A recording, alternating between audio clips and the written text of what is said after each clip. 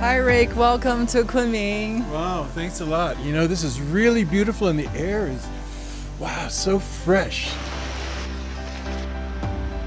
We need to check out this greenhouse behind us, which is quite popular. Let's go. Okay.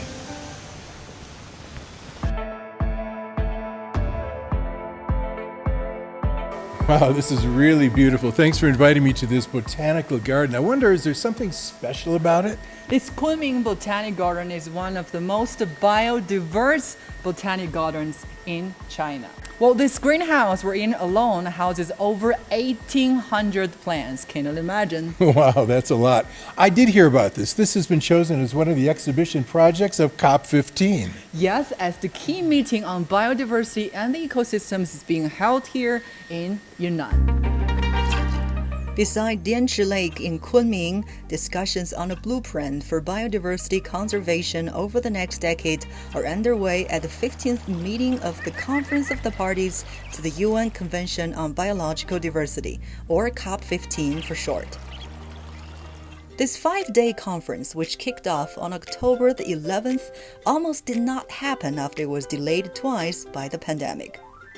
The events this week will lay the groundwork for a second part to be held in the first half of 2022, which will advance a post-2020 global biodiversity framework. Over 5,000 representatives from 140 parties to the convention and more than 30 international organizations have participated both online and offline.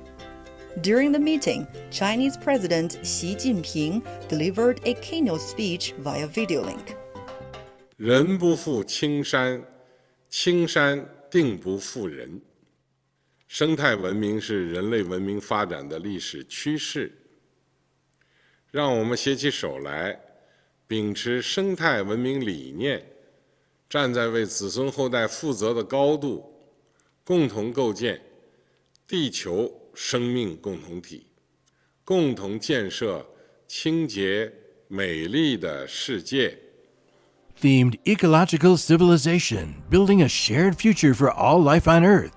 COP15 is the first UN Global Conference on Ecological Civilization. It has also produced the Kunming Declaration, which calls on all parties to address biodiversity loss and achieve sustainable development. China has been a strong supporter and contributor to the global biodiversity agenda. China was among the first countries to become a party to our Convention on Biological Diversity. China offering to host this conference of the Party 15 is a clear demonstration of the government of China's leadership and commitment to biodiversity. The theme, what it actually means is that close relationship and the coexistence between man and nature. The long-term vision of the convention is living in harmony with nature by 2050. It is the same theme. Chinese notion of unity of nature and man, which we hope will be a good example for other countries also to follow or to emulate. Currently, about 1 million species in the world are on the verge of extinction, many of which will likely disappear in the coming decades. And about 75 species disappear from the face of the Earth each day.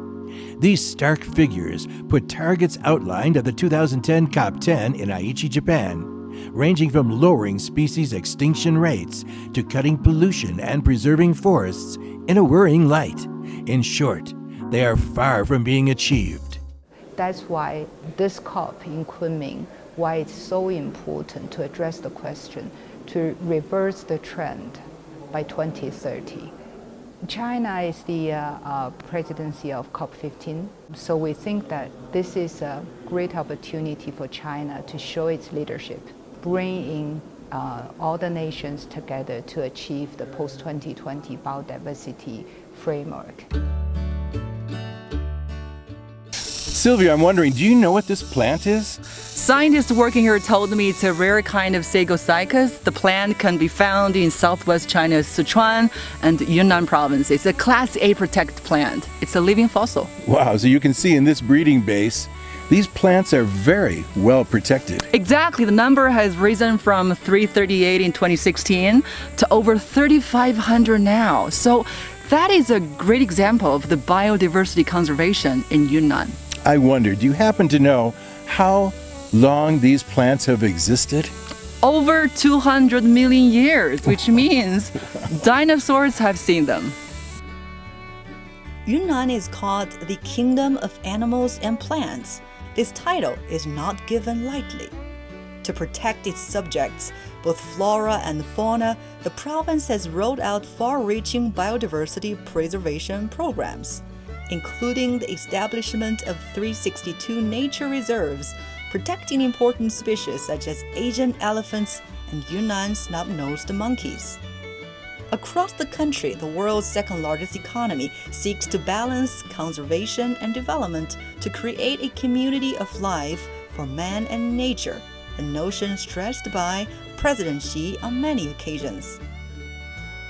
About 18% of China's total land area is allocated protected land status, which has been wildlife habitat expand and animal populations grow. 10% of all new plant varieties identified worldwide over the past decade were found in China. China's homegrown approach, the Red Line Strategy for Ecological Conservation, has been selected by the UN as one of the 15 best nature-based solutions around the globe. During the meeting, Xi also announced China's initiative to establish the Kunming Biodiversity Fund and take the lead by investing about $233 million to the fund, as well as the plan to establish a protected areas system with the national parks as the mainstay. In the past decade also, especially in the past 10 years, and the government has made great efforts from actions, from policies, and now upgrade to the eco-civilizations. I think we are living through a make or break chapter in the story of human being life on Earth. I think we said that this is a global challenge. No country can survive alone. The developed countries need to help the developing countries. And when we're setting the goals, it has to be a combination of both ambitious and reality. I think China is very critical in this process. China today is cleaner and greener. On the ground, about 25% of the world's gain in greenness between 2000 and 2017 was from China, the biggest share among all countries. And in the sky, China's average concentration of PM 2.5 declined by 28.3% from 2015 to 2020. But this data is not the end of the story. And as China transitions to a green and low-carbon economy, it has promised to peak carbon dioxide emissions before 2030 and achieve carbon neutrality before 2060.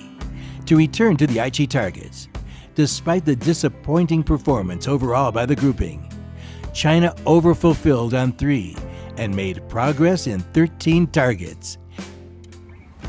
Hi Rick, what is your dream life? Well, blue skies, lush mountains, clear water, fish swimming, birds flying. Actually, just like this. I love this. This actually perfectly matches the Chinese saying of harmonious coexistence between nature and man. I think that's a philosophy that can be shared by all living things. I agree. This is Xinhua Special. See you next time.